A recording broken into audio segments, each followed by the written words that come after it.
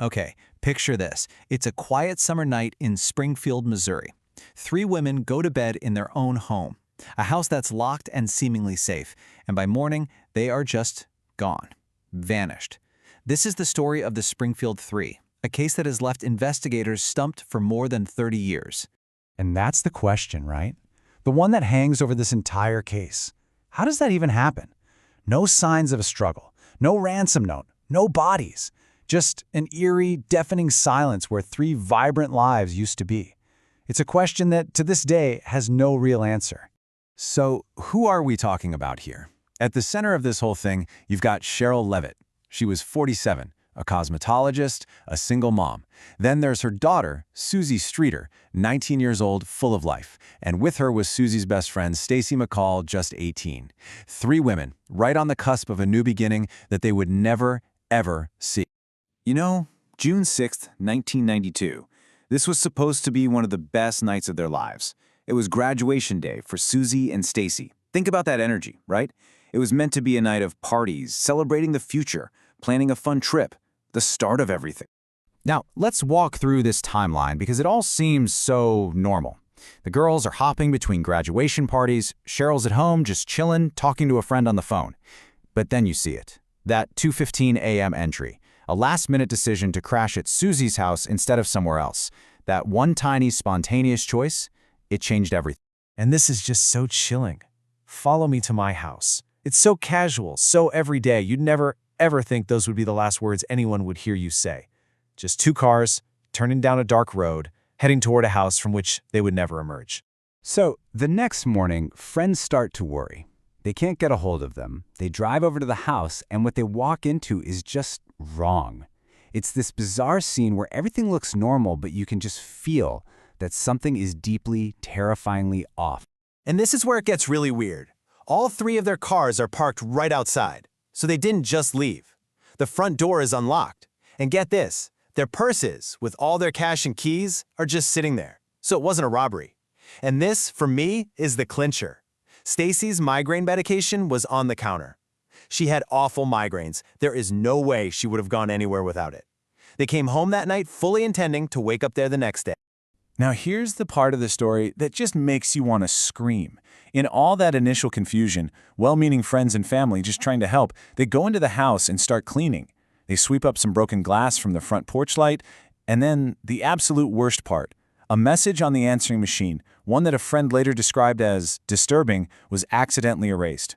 Gone, before police ever had a chance to hear. So when the police finally secure the house, they're left with basically nothing. There was no forced entry, which means whoever came in was either let inside or had a key.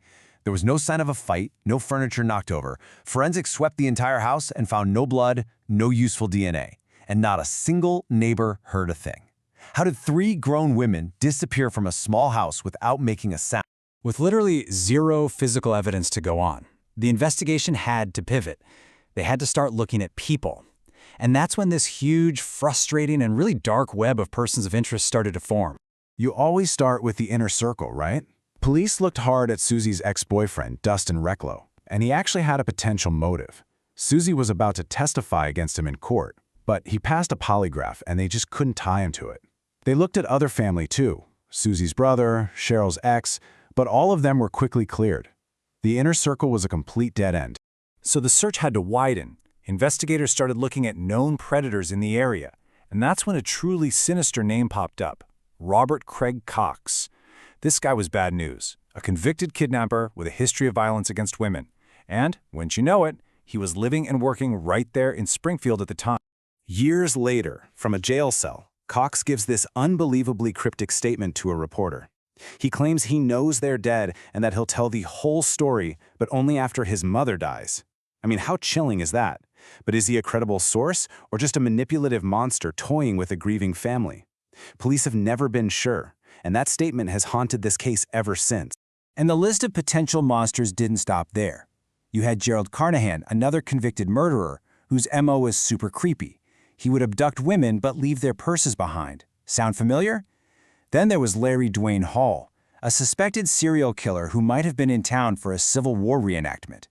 But it was always the same story, a promising lead, a disturbing connection, and absolutely no direct evidence. just one dead end after another. So, those first few frantic days of searching turned into weeks. The weeks bled into months, and the months into years. And despite being one of the largest, most intense investigations in Missouri history, the case of the Springfield 3 just went completely cold. Now, when we say cold case, that doesn't mean it's forgotten. Not at all. To this very day, the Springfield Police Department has the detective permanently assigned to this one case. They still get tips every single year, and they follow up on every one, just holding out hope that one day, one of them will finally be the one that breaks it all open. This is the reward for information that could finally locate them. $43,000. For over 30 years, it's been sitting there, waiting, and it remains completely unclaimed. 5 years after they vanished, the system kind of has to move on. For legal reasons, for settling estates, for closing out accounts, Cheryl and her daughter Susie were officially declared deceased. It's a procedural step, but man, what a terrible, heartbreaking finality that carries. But Stacy McCall's family? They refused to take that step. This quote from her mother, Janice, just captures the unending agony of not knowing. For her, that hope, however small, still flickers. She has spent more than 3 decades fighting, keeping her daughter's story alive, refusing to give up until she gets a real answer. And that's where we're left, with a crime that has no forensic evidence, no witnesses, no murder weapon, and no bodies. It leaves you with this profound, unsettling question. What does justice even look like in a void like this? Without any answers, can these families, can this community ever really find peace?